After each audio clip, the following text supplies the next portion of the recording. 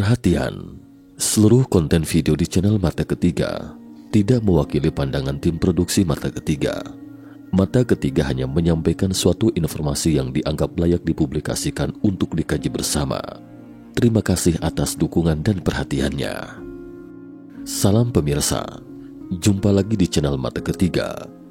Mari bersama kita telusuri misteri dunia. Hari ini lagi-lagi kita akan bincang-bincang tentang ramalan.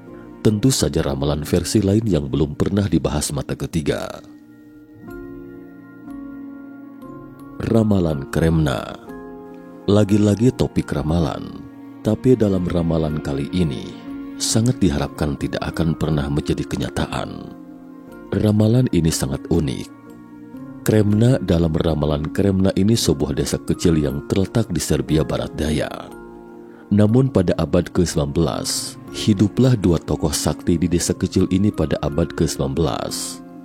Kedua orang ini masing-masing adalah Miloš Tarabić dan Mitar Tarabić.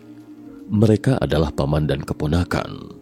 Foto di layar video ini adalah keponakannya, Mitar Tarabić, lahir pada tahun 1829 dan meninggal pada tahun 1899. Sementara pamannya meninggal pada tahun 1854.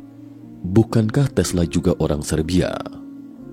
Tesla lahir pada tahun 1856. Jadi salah satu dari dua orang ini adalah dari generasi kakek Tesla dan satunya dari generasi ayah Tesla. Tidak seperti Tesla, baik paman dan keponakan Tarabić adalah petani buta huruf. Namun paman dan keponakan Tarabić memiliki kekuatan super, clairvoyance atau clairvoyance, yaitu kemampuan untuk melihat kejadian yang sedang berlangsung di tempat lain atau menerawang masa depan.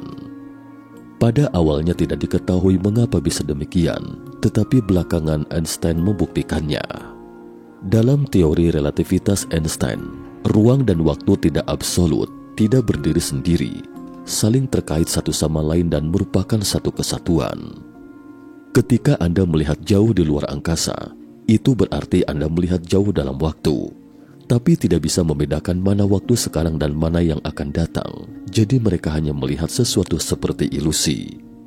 Mereka juga tidak tahu apakah ini sesuatu yang terjadi di kejauhan atau sesuatu yang akan terjadi di masa depan. Singkatnya, mereka hanya melihat pemandangan seperti itu dan mencatatnya, kemudian menjadi ramalan. Pada awalnya Miloš melihat beberapa ilusi, lalu memberitahu orang-orang desa.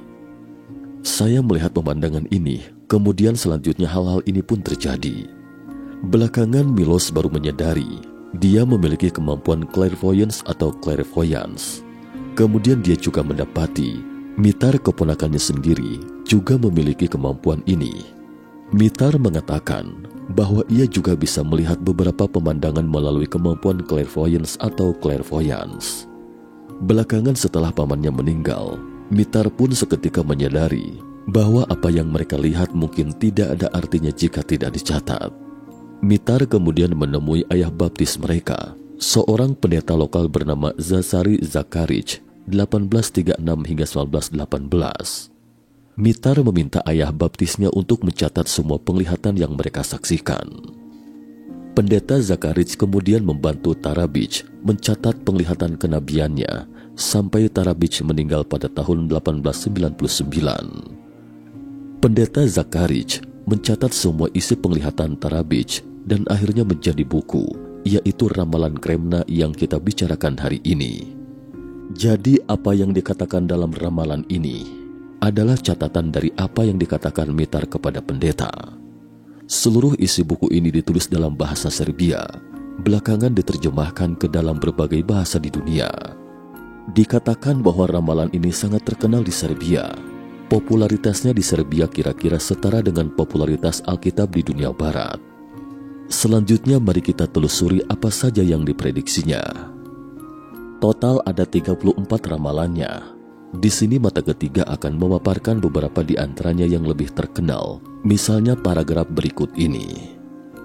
Lihatlah ayah baptisku, ketika dunia mulai hidup dalam kedamaian dan kelimpahan setelah Perang Dunia II, semua ini hanya akan menjadi ilusi pahit, karena banyak orang akan melupakan Tuhan. Mereka hanya akan menyembah kecerdasan mereka sendiri. Tahukah kamu, ayah baptisku, Apalah arti ilmu pengetahuan manusia dibandingkan dengan kehendak dan pengetahuan Tuhan? Jika pengetahuan Tuhan adalah lautan, kita tidak lebih dari setetes air pun. Mungkin banyak orang yang berpikir kalimat ini tidak seperti perkataan orang yang buta huruf. Tetapi menurut saya, jika Anda berpikir seperti ini, maka pada dasarnya telah membuktikan apa yang baru dia katakan. Apa maksudnya? Menurut orang-orang, buta huruf itu ibarat tidak memiliki pengetahuan. Jika Anda tidak bisa menulis, tidak mengenal tulisan, maka Anda tidak memiliki pengetahuan. Namun kenyataannya mungkin tidak demikian. Pengetahuan itu sendiri mungkin tidak ada hubungannya dengan apakah Anda bisa menulis atau tidak. Sebenarnya hal yang paling meragukan dalam ramalan ini bukan pada masalah perkataannya yang seolah-olah seperti orang buta huruf, tetapi dia meninggal pada tahun 1899. Dia tidak pernah mengalami perang dunia, tapi dia mengatakan tentang perang dunia kedua dalam ramalannya. Inilah yang sangat ajaib.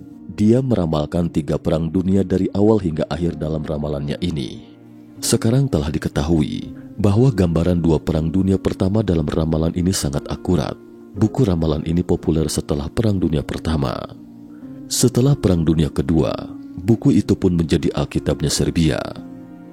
Selain itu dia juga mengatakan, seiring meningkatnya pengetahuan manusia, rasa peduli dan cinta kasih manusia terhadap sesama akan berkurang, yang disusul dengan saling membenci. Orang-orang tidak lagi percaya pada orang-orang di sekitarnya, tetapi lebih percaya pada berbagai perangkat kecil. Di sini saya jelaskan secara ringkas, mengapa menyebutkan beberapa gadget terkesan aneh, bukan? Itu karena dia melihat dalam ilusi, bahwa ada banyak hal di masa depan yang tidak dia ketahui. Perangkat kecil yang dimaksud ini mungkin ponsel, yaitu semacam perangkat atau sesuatu apapun yang lebih menarik perhatian manusia dan tidak lagi peduli dengan orang-orang di sekitar mereka. Sebenarnya dari awal hingga akhir, ramalan Kremna ini mencerminkan kekhawatiran Tarabic tentang kepercayaan manusia dan pengetahuannya sendiri yang terlalu berlebihan. Menurut Tarabic, pengetahuan manusia yang sekarang disebut sains mungkin akan menjadi salah satu penyebab kehancuran manusia, atau dengan kata lain, manusia pada akhirnya nanti akan hancur di tangannya sendiri. Selain ramalan yang sangat filosofis ini, dia juga meramalkan keberadaan film. Dia mengatakan seperti ini, di negara kita, masa damai dan kesejahteraan akan berlangsung lama. Banyak generasi akan hidup di masa damai. Mereka hanya bisa mengetahui keberadaan perang melalui buku, teks, dan berbagai fenomena aneh atau ilusi. Apa fenomena aneh atau ilusi ini? Sekarang diduga mungkin yang dia maksud adalah film atau TV. Dalam penglihatannya dia melihat fenomena semacam ini, tapi dia tidak tahu apa itu.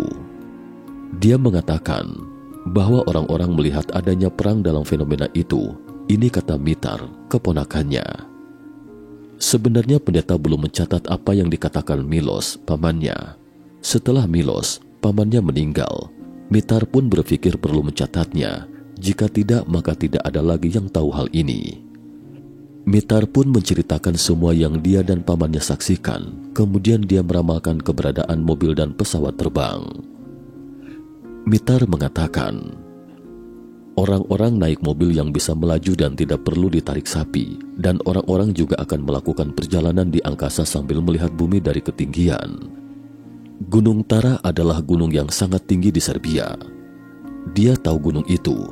Dia juga tahu gunung itu jauh lebih tinggi dari gunung ini, meski tidak pergi dari desanya. Di sini saya tekankan sejenak bahwa mobil ditemukan Jerman pada tahun 1886. Saat itu Tarabic masih hidup. Kemungkinan dia juga tahu hal ini, tapi mobil baru muncul di Jerman ketika itu. Jika dia tahu, mungkin prediksi tentang mobil ini bukan ramalan, tapi dia mendengarnya dan mengatakannya seperti ini. Namun pesawat itu pasti ramalannya. Pesawat terbang baru muncul di abad ke-20. Kemudian dia juga menyebut tentang Israel dalam ramalannya. Dia mengatakan seperti ini. Akan ada beberapa perang di sekitar Israel, tetapi cepat atau lambat perdamaian akan datang. Dalam perang ini saudara melawan saudara, kemudian mereka akan berdamai dan berciuman, tetapi kebencian mereka tetap ada. Perang skala kecil ini dipicu oleh kekuatan atau negara besar, karena negara-negara besar ini penuh dengan maksud jahat, dan negara-negara yang dipaksa untuk berperang satu sama lain bertempur karena bodoh dan ketidaktahuan mereka. Artinya semua perang antara negara-negara kecil itu sebenarnya adalah perang antara negara-negara besar, hasil dari pengomporan mereka, negara-negara besar. Kemudian dia memprediksi tentang komputer dan TV, tapi entah apakah itu komputer atau TV. Dia mengatakan, di masa depan orang-orang akan membangun sebuah kotak yang dapat melihat gambar. Melalui kotak ini orang-orang dapat melihat apa yang terjadi di seluruh dunia. Kesannya seperti TV dan komputer, bukan? Kemudian gambarannya tentang kotak itu sangat aneh. Dia mengatakan bahwa kelak jika orang-orang ingin berkomunikasi dengan saya menggunakan kotak ini, itu mustahil, karena saya sudah mati. Tapi kotak ini sebenarnya sangat dekat dengan dunia lain, seperti jarak antara rambut dan kulit kepala. Dunia lain di sini diduga adalah dunia setelah kematian. Terkesan seperti Sadako Yamamura yang merangkak keluar dari TV ketika akan terhubung ke dunia lain. Saya pikir apa yang ingin dia tunjukkan, mungkin keberadaan sinyal di dunia lain. Hanya saja kita tidak dapat menerima sinyal seperti ini melalui TV dan komputer. Jadi tidak bisa terhubung dengan dunia itu, tapi kita sudah sangat dekat. Kemudian dia juga menyinggung masalah energi. Dia mengatakan, orang-orang akan menggali sumur di tanah dan menambang emas yang akan memberi mereka cahaya, kecepatan, dan energi. Bumi akan menangis sedih karena ada energi yang lebih baik di permukaan daripada di dalam. Bumi akan menderita karena luka terbuka ini. Alih-alih mengolah ladang, orang-orang menggali di mana-mana, padahal energi sebenarnya ada di sekitar kita, hanya saja kita tidak dapat melihatnya. Bertahun-tahun kemudian, orang-orang akhirnya baru memikirkan energi ini dan menyesal karena telah menggali begitu banyak lubang di tanah. Energi ini juga ada di dalam tubuh kita, tetapi butuh waktu lama sebelum manusia menemukan dan memanfaatkannya, karena kita tidak tahu siapa sosok diri kita yang sesungguhnya. Terkesan seakan dia ingin mengatakan bahwa kita sendiri adalah semacam makhluk energi atau makhluk astral dalam diri kita sendiri. Hingga akhirnya nanti kita akan menemukan bahwa diri kita adalah sumber energi. Terakhir dia mengatakan, mengapa selama ini manusia belum juga menemukan identitasnya sendiri? Dia mengatakan, itu karena orang berpengetahuan tinggi berpikir, mereka bisa melakukan banyak hal karena merasa telah banyak membaca buku atau berpengetahuan. Mereka adalah penghalang terbesar bagi bentuk pengetahuan diri manusia yang sebenarnya. Tetapi begitu manusia menyadari siapa sosok dirinya, manusia akan tiba-tiba menyadari betapa ilmu pengetahuan telah menyesatkan kita, dan fakta pengetahuan tentang keberadaan manusia seperti apa itu sangatlah sederhana. Kita akan menyesal karena tidak menyadarinya lebih awal. Artinya yang ingin dia tekankan adalah karena orang-orang sekarang terlalu percaya pada sains, sehingga pembelajaran dan pemahaman mereka sendiri telah berkurang atau menuju ke arah yang keliru karena disesatkan. Dengan kata lain, misalnya kita sekarang mempelajari tubuh manusia melalui anatomi atau berbagai biologi. Dia mengatakan arah ini salah. Kita manusia sama sekali tidak seperti itu, dan ini tidak bisa dijelaskan secara sains. Dia mengatakan bahwa sebelum itu, manusia akan berpikir bahwa mereka tak terkalahkan dengan adanya pengetahuan. Mereka dapat melakukan apa saja, merasa serba tahu dan serba bisa, jadi melakukan semua hal bodoh. Pada kenyataannya, manusia memang seperti itu. Begitu merasa memiliki beberapa kemampuan atau pengetahuan, lalu merasa tak terkalahkan. Paragraf yang dia katakan ini cukup panjang. Pada intinya sebenarnya kita tidak perlu mengeksplorasi minyak dan merusak alam. Banyak energi di permukaan bumi, tetapi kita tidak berpikir itu adalah energi. Kita tidak menyadarinya bahwa sumber energi ini juga terdapat dalam tubuh kita. Jika memang ada dalam tubuh, mungkin maksudnya adalah air. Dia mengatakan bahwa sains telah menyesatkan kognisi diri manusia. Akibatnya kita tidak pernah bisa memahami siapa diri kita sebenarnya. Padahal ini adalah hal yang sangat sederhana. Karena sains memperumitnya, sehingga kita tidak melihatnya dengan jelas. Inilah yang dia maksud. Sampai di sini, saya ingin menyebutkan, itu adalah kampung halamannya, Tesla. Mata ketiga pernah membahas tentang penemuan Tesla yang disebut perangkat Tesla. Ketika benda ini ditempatkan di sana, ia dapat menyerap energi alam semesta di angkasa atau di medan magnet dan menghasilkan listrik tanpa batas. Mungkin karena perangkat energi gratis ini, Tesla akhirnya ditekan oleh kelompok kepentingan dan meninggal sambil membawa temuannya ini. Lalu apakah perangkat Tesla ini benar-benar ada? Sekarang belum diketahui secara pasti. Namun pada tahun 2014, sebuah organisasi bernama Casey Foundation Space Institute mengklaim bahwa mereka telah berhasil membangun kembali perangkat atau kumparan Tesla, yaitu kumparan yang sangat kompleks yang dapat menghasilkan daya listrik tanpa batas di mana saja. Perangkat ini adalah Magrav, perangkat yang mampu menghasilkan tegangan listrik yang tinggi. Prinsipnya kerjanya tidak begitu jelas. Lagi pula kita tidak begitu jelas tentang prinsip kumparan Tesla. Namun reaksi orang-orang yang pernah menggunakan perangkat ini mengatakan bahwa perangkat ini memiliki karakteristik yang unik, yaitu bisa digunakan ketika ada orang di sekitar. Sebaliknya tidak dapat digunakan jika tidak ada orang di sekitar. Terkesan seolah-olah perangkat ini menyerap semacam energi dari orang-orang di sekitarnya sebelum menghantarkan listrik. Sebaliknya tidak efektif jika tidak ada orang di sekitar, dan bervariasi tergantung fisik masing-masing individu.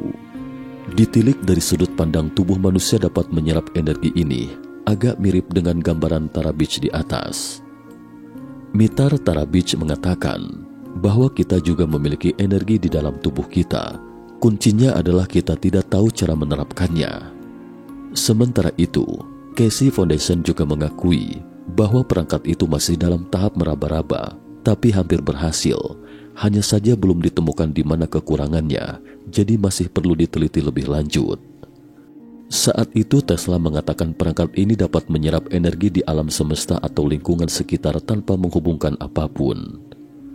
Yang dimaksud Tara Beach adalah, kita akhirnya akan mengerti bahwa ini sama sekali tidak memerlukan penelitian yang mendalam. Kita akan mengetahui bahwa ada energi dalam tubuh kita dan dapat digunakan. Tidak perlu serumit itu. Penelitian kita saat ini adalah selalu berputar ke sana kemari.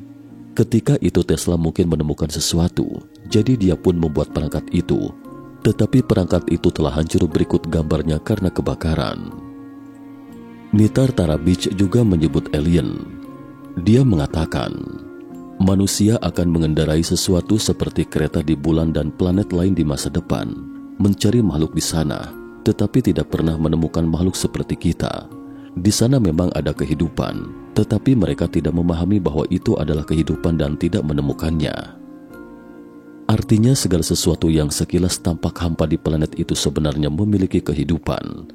Hanya saja kita tidak dapat memahaminya, tidak dapat menemukannya. Hal ini mungkin berupa kehidupan berbasis silikon yang dikemukakan oleh beberapa ilmuwan. Semua bentuk kehidupan di bumi adalah kehidupan berbasis karbon, yaitu bentuk kehidupan dengan karbon sebagai bahan organik. Energi yang kita serap berupa karbohidrat, kemudian diubah menjadi karbon dioksida dan air. Semua bentuk kehidupan di bumi seperti ini, baik itu tumbuhan atau manusia. Tetapi kehidupan berbasis karbon sangat tidak stabil.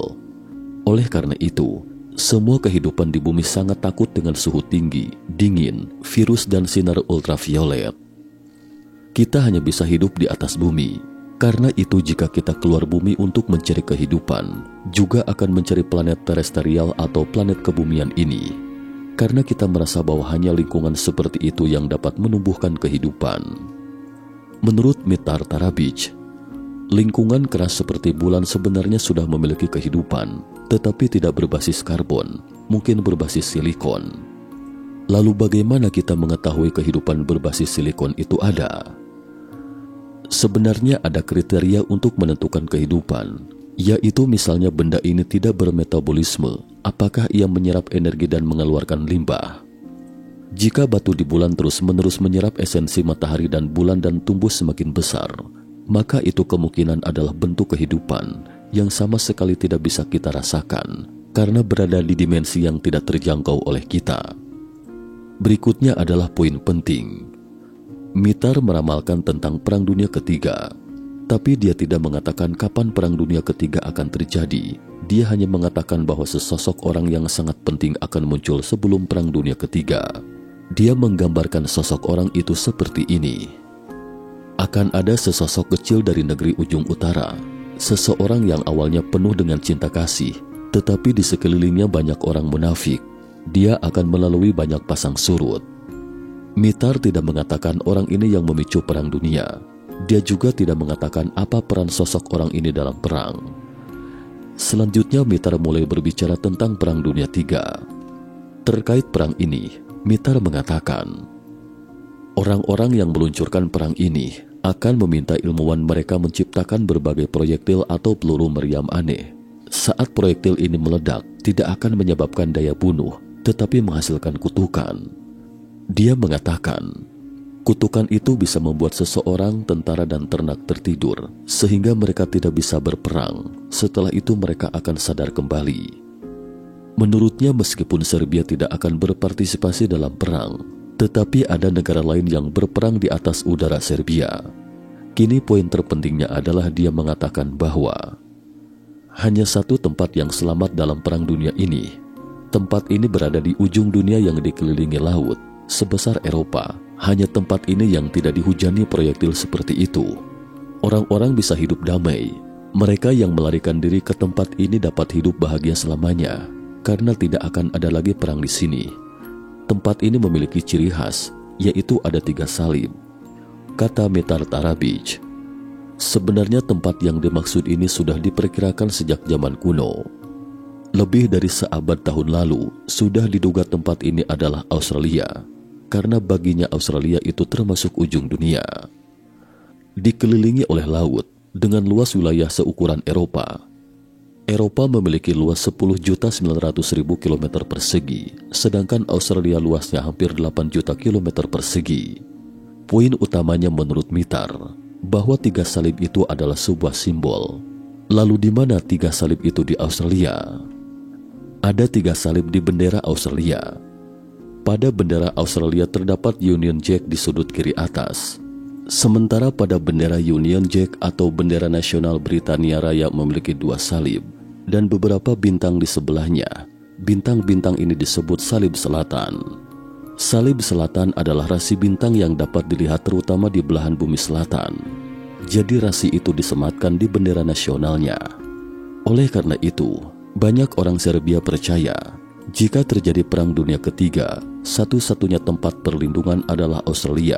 Sementara itu ada yang menduga tempat yang dimaksud adalah Antartika. Menurut teori bumi datar, Antartika adalah standar ujung dunia. Tapi wilayah Antartika terlalu luas, jauh lebih luas dari Eropa. Nah teman-teman, itulah sebagian besar ramalan Milos dan Mitar Tarabic bersaudara. Serbia telah mengkonfirmasi bahwa ramalan ini benar. Sementara itu Tarabic disebut seorang nabi di Serbia, dan ini memang diakui oleh pemerintah setempat. Tentu saja ada orang yang curiga dia membuat kepalsuan. Mereka merasa itu palsu. Alasannya mungkin berdasarkan sepenggal cerita berikut ini. Ketika itu raja pertama Serbia adalah Milan Obrenović. Sebelumnya Milan Obrenović 1854 hingga 1901 adalah penguasa Serbia dari tahun 1868 hingga 1889. Pertama-tama ia bergelar sebagai pangeran 1868 hingga 1882 dan kemudian menjadi raja 1882 hingga 1889. Saat itu Raja Obrenović ingin menceraikan sang ratu, tetapi perceraian membutuhkan alasan yang sah. Artinya keluarga kerajaan tidak bisa semaunya menceraikan begitu saja. Karena Raja Obrenović tidak memiliki alasan yang sah, lalu dia meminta Tarabic untuk menulis sebuah ramalan. Menurut Nabi Tarabic, raja dan ratu ditakdirkan untuk bercerai. Dengan demikian, maka tidak ada masalah dengan perceraian, karena ini adalah takdir Tuhan. Jadi pada awal abad ke-20, ramalan ini pun dikonfirmasi Serbia. Dikatakan bahwa ramalan Nabi Serbia ternyata selalu akurat. Kemudian bukunya terus dicetak hingga akhirnya menjadi Alkitab sekarang. Pada dasarnya setiap rumah tangga di Serbia memiliki Alkitab ini. Di penghujung video, mari kita bahas sejenak mengapa Tarabic ini sangat sakti. Sekarang rumah tua tempat tinggal Tarabic semasa hidup telah dibangun menjadi museum oleh negara. Di dalam rumah ini ada sebuah bola batu besar. Dikatakan digali dari bawah tanah rumahnya, berdiameter sekitar 1 meter. Konon Tara Beach pernah mengatakan bahwa bola batu itu berasal dari langit. Kemudian dia menguburnya di bawah tanah rumahnya. Dan kemampuannya itu berasal dari bola batu ini. Ternyata bola batu semacam ini tidak hanya terdapat di Serbia. Ternyata bola batu ini juga ada di Costa Rica. Bola batu semacam itu banyak terdapat di Costa Rica. Saat ini di Costa Rica ada sebuah tempat bernama Delta di Quiz dan Pulau Cano. Ditemukan lebih dari 300 batu bulat ini. Ukurannya bervariasi. Yang besar diameternya lebih dari 2 meter dan batu bulat ini diameternya 1 meter.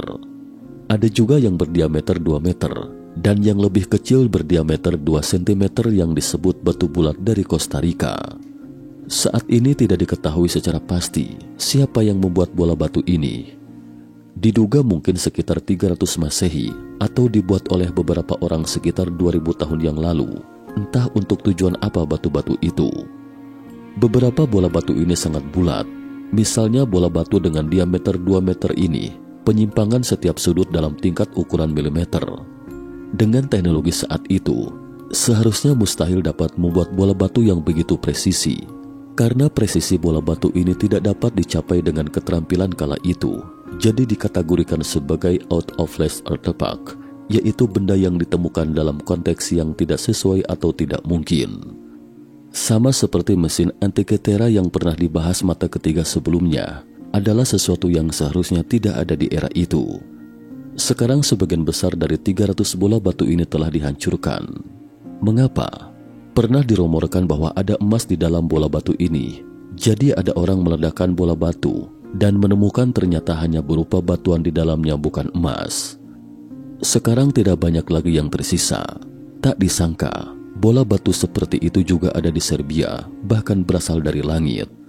Sementara itu, terkait clairvoyance atau clairvoyance, pada tahun 1973, CIA pernah mengundang Ingo Swann, seorang paranormal yang memiliki kemampuan clairvoyance atau clairvoyance, atau penglihatan jarak jauh menerawang sisi jauh bulan.